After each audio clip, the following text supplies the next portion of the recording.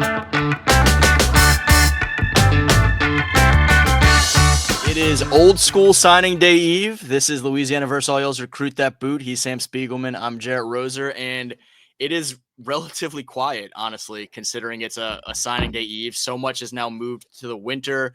We're seeing some developments kind of play out, but it is not a quiet week in terms of recruiting news as a whole, and particularly on the LSU front. So we have a lot of new developments to talk about there. One member of the 2026 class is no longer a member of the 2026 class. We have some new offers going out around the state over the weekend at Junior Day in the 26 and 27 classes. We had a new announcement on Tuesday morning, the day that we record, of a notable senior in the state who will be making the short trip, not just across town, but across campus to be a part of this Tigers program here, as well as a couple of other notable 2026 developments around the state for other prospects that we enjoy watching play some high school ball. And we'll get into all of it. But Sam, appreciate you, man. And before we start talking specifics of some of those LSU things, just take me through what signing day eve looks like in February now in 2025. I know you have some things on your plate, but it's not quite the February signing day eve that we used to know and love or loathe or dread or adrenaline rush of years past. No, not at all. December was so hectic, especially it being so early in December. It just kind of went from like the end of the high school season, essentially, directly into signing day and then playoffs and championships, which followed by All-American games and all this. But it has allowed some leftover talent, some blue chippers across the country to kind of seep through the cracks. And we've had a flip on signing day eve, a flip that I had predicted back in, it feels like, I think around Thanksgiving. So if you want a time benchmark there. And then, obviously Ty Haywood, as a big national storyline, was committed to Alabama for so long and was being pursued by Michigan after their NIL trust fund finally came to fruition. So that we expect to see that come to fruition on signing day. But no, it's not nearly. I feel like I'm already into the first couple of chapters of my 2026 class. So that's where my focus has been. But it's good to polish off the class and give some awards out, give some accolades, kind of reflect a little bit tomorrow, and officially move on to those 2026 guys that we're going to dive into right now. Yeah, we're going to talk about a lot of Louisiana guys here in these 2026 and 2027 class for a lot of this conversation, but just sticking with sort of the national scale notability before we transition, because it feels like as fitting of an order to go about this and as smooth of a transition as any, is that LSU loss. A fantastic defensive end from Tupelo, Mississippi, and JaReylan McCoy was committed to the Tigers, made repeated trips to home state Ole Miss, and was once again not in Baton Rouge this weekend for Junior Day because he was checking out what was going on in Oxford instead, and then announces on Monday that he is indeed backing off his 2026 pledge. So reactions to that, it felt like it was trending that way. I don't think any of us were surprised, particularly Monday morning after the way the weekend went, that McCoy is no longer a Tigers commit. But what is your reaction to what that means for LSU fans right now? Yeah, 2 visits in the month of January, including after BK went to Tupelo to go check on JaReylan. Just for context, because we weren't taping during that little portion of All-American season, JaReylan, when JaReylan committed, it was between LSU, USC, and Tennessee. And I think that week, I don't think any of those 3 schools were expecting or knew what JaReylan was going to actually do. Not that anyone wasn't going to take him, just a player making an early decision in an early game, in an All-American game setting. And getting back to Oxford, you saw the Ole Miss staff really kind of set the clamps on, just as you would expect them to do. And I think that potentially by the time this airs, or maybe not too long after, he might already be a Shark. But as for LSU, obviously, their focus is going to be on on Louisiana first. There's a coup of really talented linemen in the state. They've just started to recruit Lamar Brown as a defensive lineman. They're obviously high on Dylan Berryman, who is at Mississippi State this weekend instead of their boys from the boot. But Berryman has been to LSU quite a few times, and I think LSU has or continues this trend toward the top with the in-state kid from Monroe. And of course they'll go national. They'll go into Texas. They'll look at guys in Florida and Mississippi and Alabama and Georgia. Their recruiting front office has ties to all of those different regions. But they're going to evaluate Louisiana first, and we're going to talk about a couple of guys. They didn't throw out any new offers this weekend at that particular position.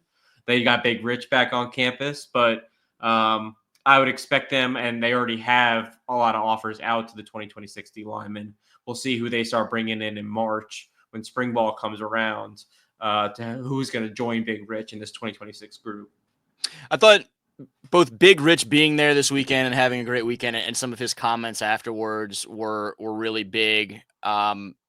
He's someone that has made some comments through November, December, into early January of, I'm wide open, and whatever that meant for him at that time. I think we ultimately expect that he wants to be at LSU from just where his passion would be standpoint, and B, LSU is going to do whatever the heck they need to do to keep him in state and end up there.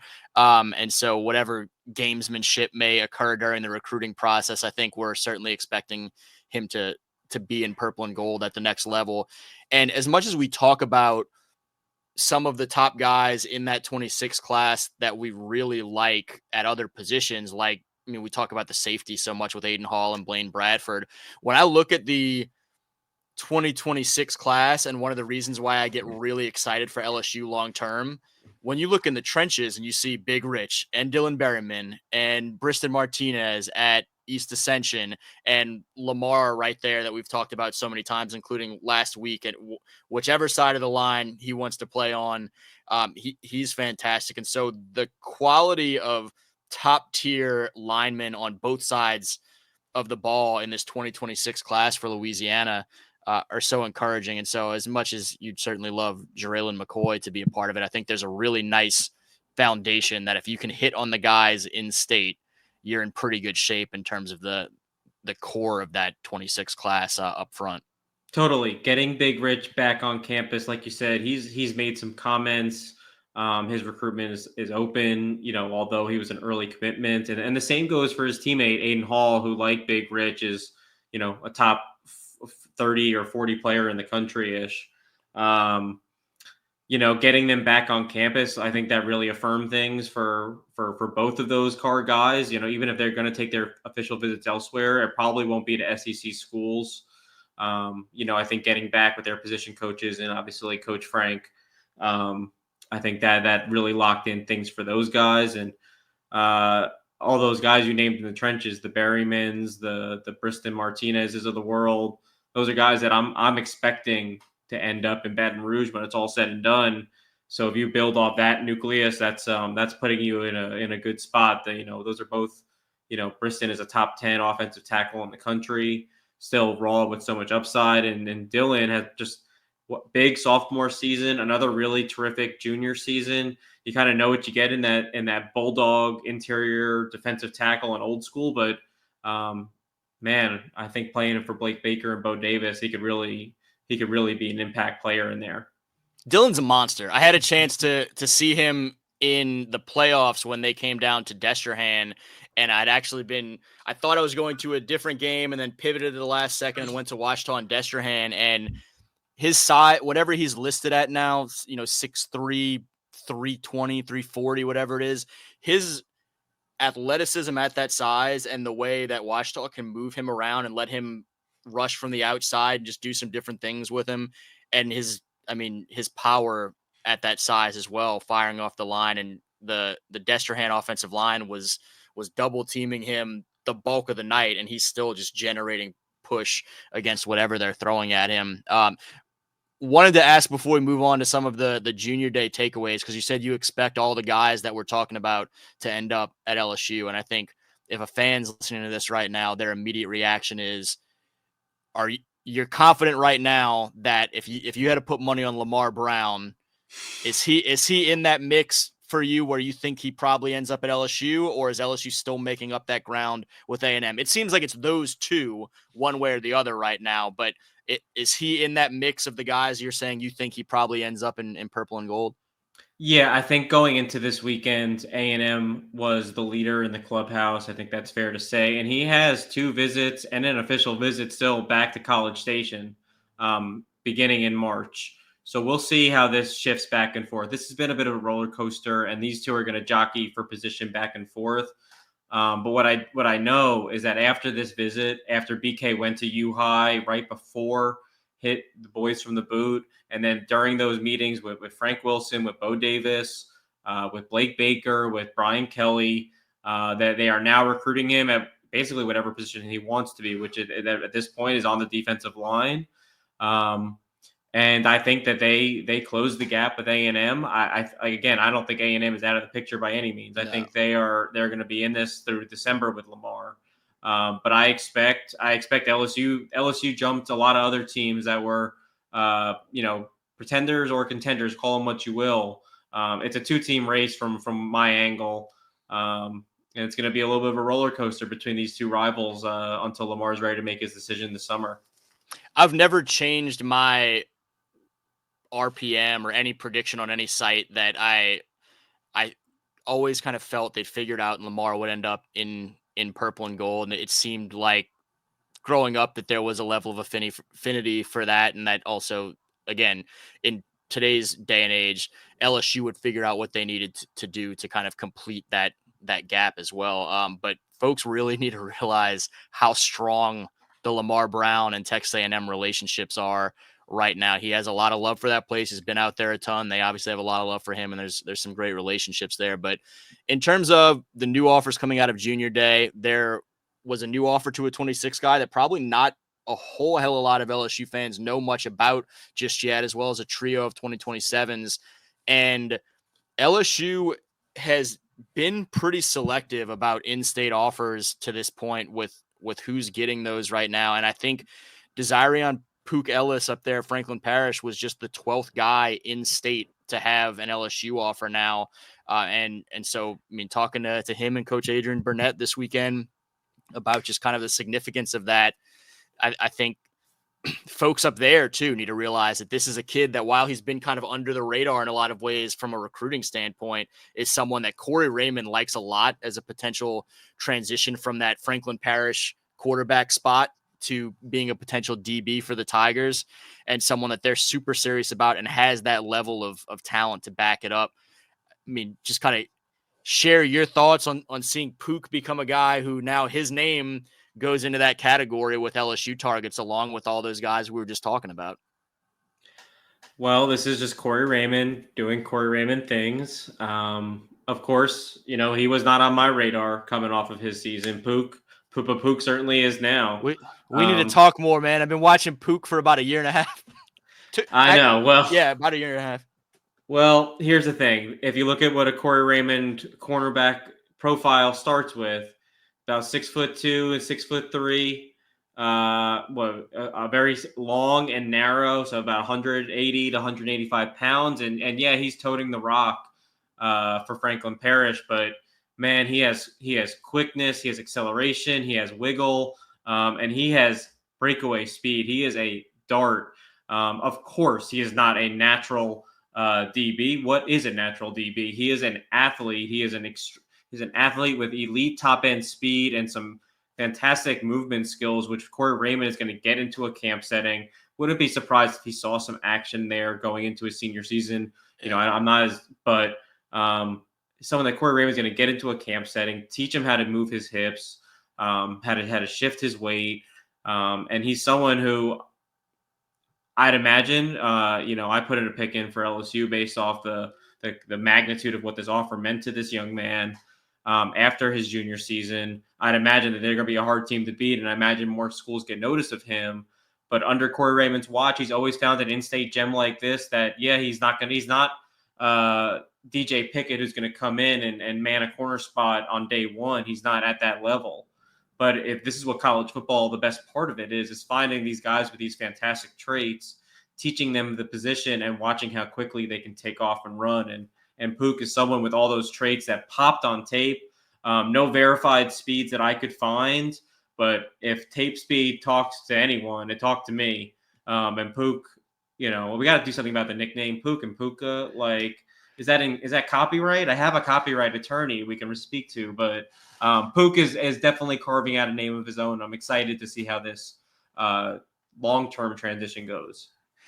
I don't think Puka can stop Pook from going by Pook, but I don't know. I've always known of him as Pook, and he's a kid that has a school record high jump. They're clocking him at about 4.5 40s. I don't know that he has track times that I've seen, but I think it's going to be interesting to watch him kind of continue to work on some of that stuff this year, because I think he probably can legitimately be a 4.4 range guy. I know this offseason they're going to be working a lot on some of the things you were talking about in terms of some of his defensive back movements and techniques. He'll be working on that some, throughout this 7-on-7 season and then some spring ball. And for him, you talk about the magnitude of the offer for him, which I also put in a prediction that he ends up at LSU now. It's so huge for that school and that community, where in our lifetimes of doing this, the only other guy from the area we've talked about as being an SEC prospect was Big Phil Mathis, who was commuting up to Neville from Winsboro. And so this is a kid and his crew in this 26 class with him and Chris Addison and Tavon Bell are all getting really big offers right now. And it's a group of kids that folks kind of talked to when they were coming out of junior high and said, hey, if you want to be a big level kid, you probably need to go someplace else. Like, you have the talent to come play here and go on to the next level, but there's not a lot going on there at Franklin Parish.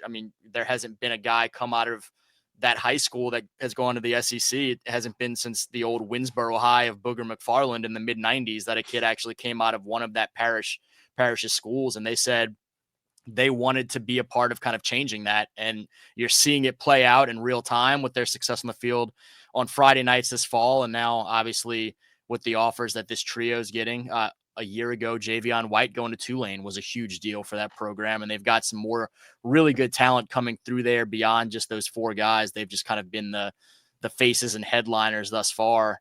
And from a position standpoint, I asked Pook, because I think that was one of the question marks too. Right. He's got quarterback potential somewhere, but I haven't felt like the ceiling was as high as if he wanted to make this move. And I asked how he felt about the conversation of, you could be a DB at LSU. And he said, if they want me to play O-line, I'll go play O-line there. This is awesome for me. It's about relationships. I'm happy to go out on the field and make plays. And Coach Burnett pretty quickly said, we'll nip that O-line talk in the bud and let him try and block Addison and Bell and be kind of done with that real quickly. But we'll figure out some DB opportunities for him for sure. Yeah, Addison was also on my offer watch list. I'm surprised maybe someone that they get back into camp again. But this is why people subscribe and come to Louisiana versus all y'all for those interesting nuggets. I was soaking that all up, all the stats you were spewing out over. Was it the weekend at this point? I kind of lose track of days, but I was enjoying it in that moment.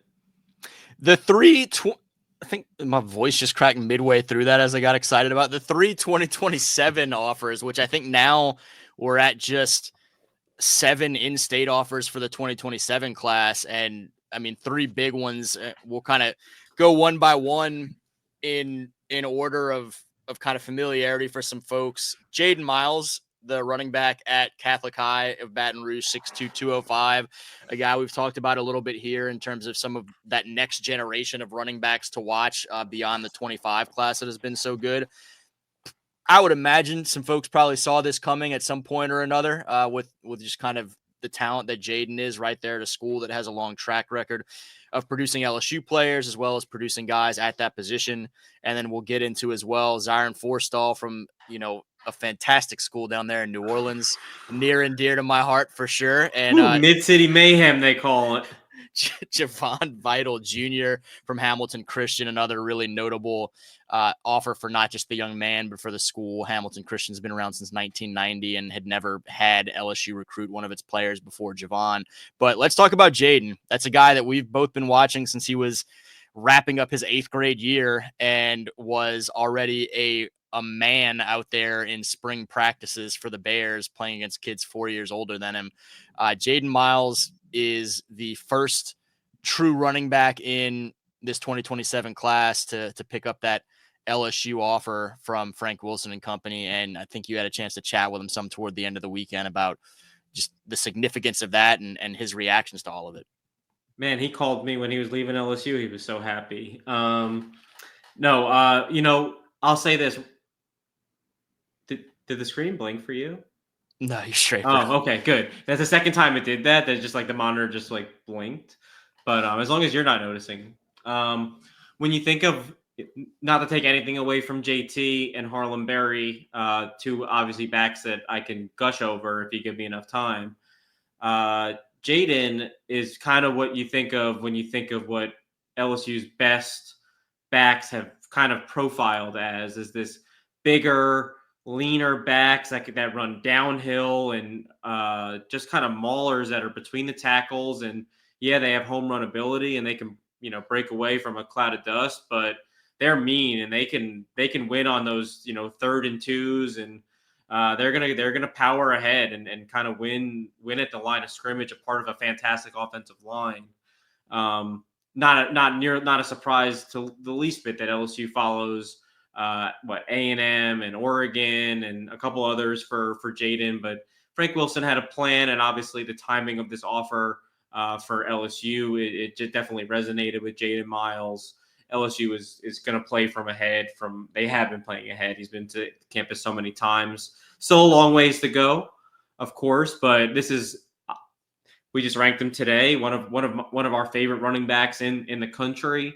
Again, just fits that profile of any SEC back, of that profile. It's hard to tackle Jaden. We saw that from week 1 on, and to me, I thought he was kind of the workhorse back that only gets better as you feed him more.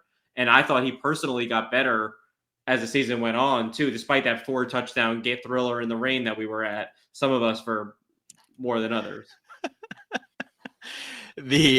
I'm still drying out my sneakers from that game. I don't know how my iPhone held up for that thing, but it did. And so I had a chance to be in the end zone for his game winner there in the final seconds. And I thought, we talked about it a couple of times previously, but a testament to his work ethic to this point and the trust that his coaches and teammates have in him at a very early age. And I think there were some times this year where you kind of saw a sophomore back kind of figuring some things out and learning what he was capable of already against older kids and in some huge moments.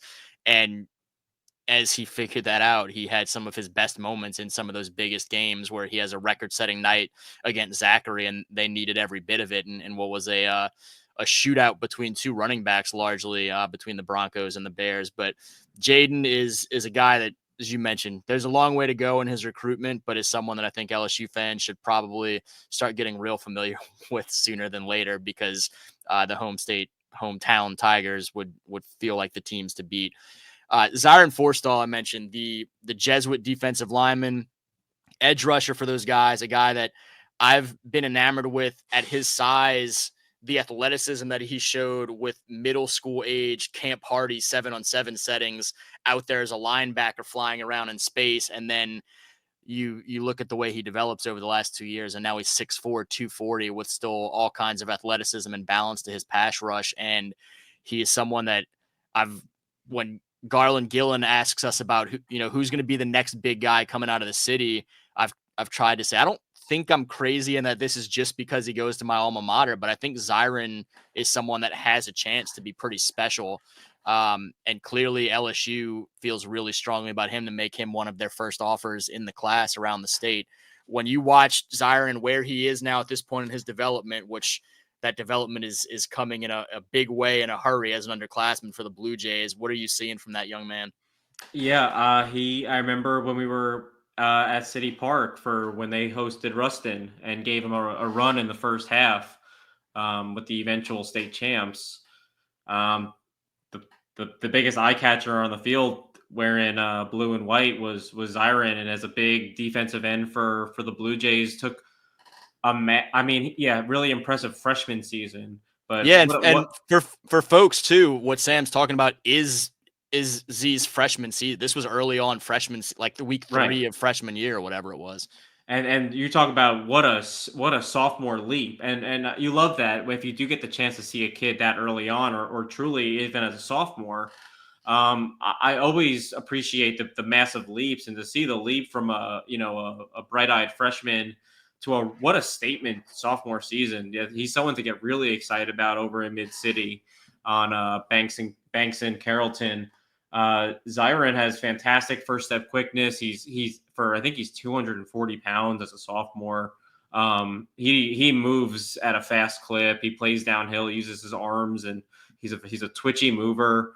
Right now, I'm excited to see him in the camp setting, to see how we can maneuver in one-on-ones. But from a pure football sense, what incredible sophomore film. I think my first take of him was sure he was going to play somewhere. And after getting to evaluate his sophomore season, I fell in love with the tape as one of the best in the state for 2027. He ended up being, I think, one of a handful of sophomores in the Catholic League to earn any level of all district selection. He was an all-state selection, but even if you include the honorable mentions, I think there were only a handful of sophomores, and JaReylan was one of the top guys in obviously a tough class, known for its ability in the trenches. The third 2027 offer for LSU this weekend, I mentioned Javon Vital Jr., another kid that I've been watching from early on and watched more initially as a basketball player, as a young point guard for the Hamilton Christian basketball team in 8th grade. And when I talked to Coach Dexter Washington, who coaches both programs out there, he said, you should have seen him this fall as an 8th grader on the football team. He's even better at football than what you're excited watching him out here at this basketball tournament. He's continued to grow up. I think he's 2 or 3 inches taller than he was at that point. Is bulked up and is listed now 180, 185, and is just absolutely electric anywhere on the field they want to put him. And he's played some quarterback, some running back, some receiver, some DB, return specialist. Javon is someone who is super excited about this offer, and someone that I think LSU fans should get real excited about in terms of a small school kid that folks told maybe you need to go someplace bigger if you want to get noticed, but was clearly talented enough that LSU found him pretty quickly, pretty early in his career. You could say he was vital to Hamilton Christian's success. I don't care what classification you play at, whether it's 1A like 1A or 2A, the Derek Stingleys and the Elijah Havens and the Arch Mannings, the Devontae Smiths of the world all played at 1A or 2A or whatever. If you dominate like Jason does, Jason glides on ice and on his film. It makes everything look so easy. Like you mentioned, he plays in a multitude of different positions, and everywhere he lines up, he is better than the person across from him, around him. He basically looks like he's skating around people in space. He makes it look super easy every single time. He's a big home run threat, and I love the position versatility. Even if he's a specialist, a slot receiver, or an all-purpose back, a kick returner. We'll see what position he eventually kind of develops into or gravitates toward. But I love his all-purpose ability as just a playmaker. Those are the guys that under Les Miles, under Ed Orgeron, under Brian Kelly, every single member of that LSU coaching staff and front office never wants to let those just exciting, dynamic, electric home run players leave the state if they don't have to. And Jason picking up his offer was a vital move for the Tigers twice. He's fantastic, and he's hyper competitive, and so I think that's part of what he was itching to get a high level offer because he kind of knew what he was capable of, and is someone that, again, I've watched compete at a really high level basketball wise, watched a bunch of his highlight work on the football field. He was the anchor of 2 state championship track relay teams this past spring, where Coach Washington said you just kind of saw from him at the end of these both close races that he was going to find a way and wasn't going to let somebody edge him out at the end of those. And apparently, of all of this, baseball was his best sport growing up, and one that we don't hear as much about because he's so busy with all the other sports right now. But he's someone that similar to when we talk about Pook, when you ask him about positions, he said, look, Coach Frank talked to me about this. It's very exciting to have this opportunity, and wherever they feel like they might want to use me in a couple of years, I'm all about that. If you ask me to run through a wall, I'm going to run through a wall. Just, excited to be on the field. And so congrats to him. Congrats to all these guys picking up some offers, and a big birthday congratulations on Tuesday, February 4th to Emil Picarella, the senior quarterback. You didn't know where that transition was going. Who's getting a birthday? I didn't know who was even going to get congratulated. So Emil Picarella, who set records his junior season for U High as he transferred back to his family's home state in Louisiana after growing up in Mississippi, helped lead the Cubs to a semifinal where it fell a little bit short in an overtime game down at St. Charles, a team that obviously ends a lot of seasons come playoff time. Damn, do they? Through the years, but And Emil Wayne Stein said they will be back next year. I is a man that I will not trust. He said they got some talent coming. I'm just warning you. No doubt. Hey, I'll tell you a name if you haven't heard it yet. Preston Cambry, who is a 27 DB for the Comets to keep an eye on. You're just gonna take my word for that. Say less. Emil, the senior quarterback at U High, announced on Tuesday morning as part of the birthday celebration that he'll be heading across campus to LSU for the next level. A guy that has been one of the top quarterbacks in Louisiana's senior class from a recruiting standpoint because he's 6'2", 200 plus, big arm, can throw the ball all over the field. And I mentioned those measurables. He's a big kid that moves well and can get involved in the run game and kind of deal with the physical aspect of the game as well. But someone that LSU had always felt like a prominent school in his life, grew up watching and whatnot. And so now he gets the opportunity to go be a part of that QB room across campus there and kind of provide some depth to that room. Just, thoughts on Emil and a guy that's going to be a member of that Tigers team now moving forward.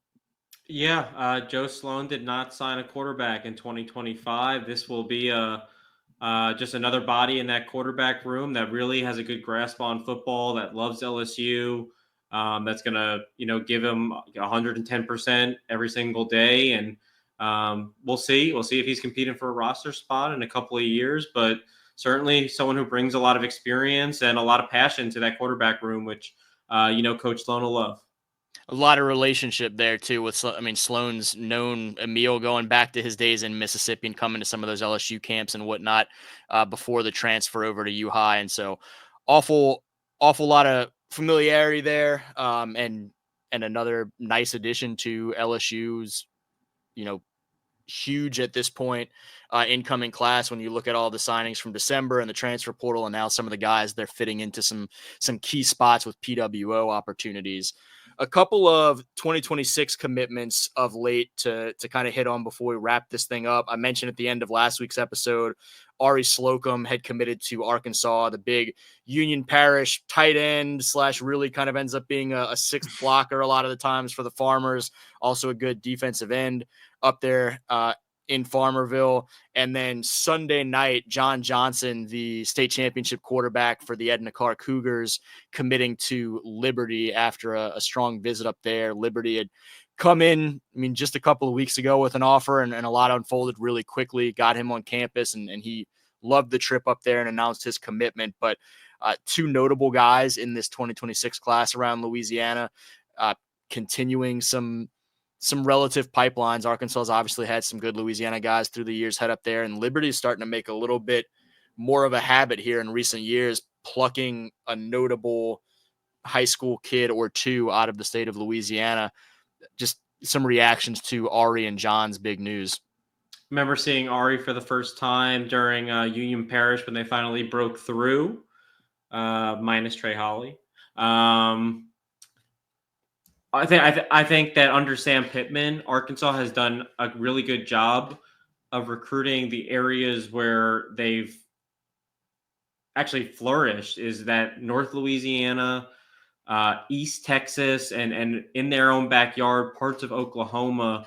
That's when they've been at their best. I think this is, Sam Pittman knows O-line talent when he sees it.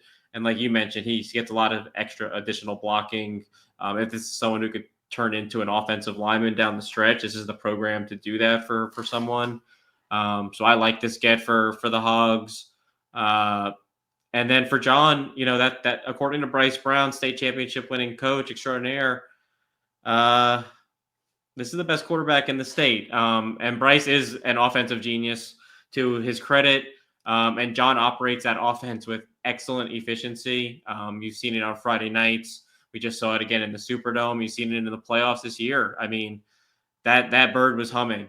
John knows how to pull the triggers, and Liberty did this once upon a time with Caden Salter out of Cedar Hill in Dallas, who is a really prolific, very similar skill set to John, very prolific quarterback, very dynamic, and has since gone on to Colorado and play for Dion next year. I think operating this Liberty offense has a lot of parallels to what Bryce and co do at Edna Carr. Could be a stepping stone toward an even brighter future. I'm happy he found a home. A lot of schools have come by. He got a Power 4 offer to potentially play defensive back or, athlete. But I'm glad he's sticking with quarterback. He really is like a fine trigger man for Edna Carr, and with the talent around him, he's a really easy signal caller for any offense. He brings a lot to the table. We talked a lot about toward the end of the high school season, just the step that you saw him take forward as a junior this year, as a second-year starter, leading that offense, and obviously some of the athletic traits he brings with the ability to sling that thing a long ways downfield and connect with guys like Manchild and Dejan and Oliver Mitchell and company, as well as the things that he can do with his feet. And that's one of the things that I'm watching every time I watch his tackles tape of Zion Wesley and Leon Noyle is watching them maneuver as John maneuvers, because he can buy an awful lot of time and go make some plays and gash you with his legs. And so there are a lot of traits there, certainly, and you're watching him continue to develop and grow up as a young quarterback and as a young player. And I think, really with what he brings in that regard and the intangibles around which a lot of his teammates really gravitated during this process this year, some of it is similar to what we've seen from some other guys coming out of Louisiana and ending up at Liberty, where maybe they're a little bit smaller, but they bring a lot of dynamic ability there, and as well as some leadership traits, and ends up being a nice get for the Flames. Just like our boy from LCA. Absolutely. One of the guys I'm thinking about, Brylan Green from LCA, Jalen Coleman for this class coming out of Vanderbilt Catholic, who I think Another has a great chance example to be really, really good for those guys up there. But that's about it, man. I'll let you go enjoy the rest of signing day eve. I'm imagining I'm writing a long form, which I never do. I mean, my stories are Schmo and Schmo visited Arkansas over the weekend, and now Texas A&M is his favorite school. So I did a little one. I mean, I was transcribing all night, but I did like this slow organization of my thoughts, and I'm gonna have myself an afternoon. I'm gonna put my phone on do not disturb. I'm not gonna update anyone's profile with their most recent offers or the 3 pounds that they gained over the weekend. I'm just gonna enjoy my long form, man. That's the key piece to all of this is you need to put the phone on, as I call it, moon mode, and really lock in Moon mode. Yeah, the little crescent moon there on the DND button. Because you can get pulled away from those long stories in a hurry, but enjoy that, man. I'm sure there will be a lot of updates flying around on your Twitter feed tomorrow. And so don't worry too much about as you mentioned, the 3 pounds that some of these LSU visitors gained when they made their own king cakes and had a few slices during junior day. I could donate 3 pounds to them if they want it. Shout out! Shout out to our boy Brandon Harris, general manager of Texas. Texas has signed the #1 class in the country. He is the architect, though, as you know. Brandon, defers credit, so he is included in this long form. He subtly mentioned that he was from Shreveport, in which I just literally broke out laughing on the interview, which was a hilarious moment for I know for us. So It's, we talk about some of this, the goody feelings you get watching these kids go to college and then beyond, watching some of these guys in the Super Bowl in years past. But seeing them excel as coaches and in front offices, I mean, he is the general manager of the Longhorns. And I can remember him complaining to Jimmy about where he was ranked on the NOLA.com Nifty 50.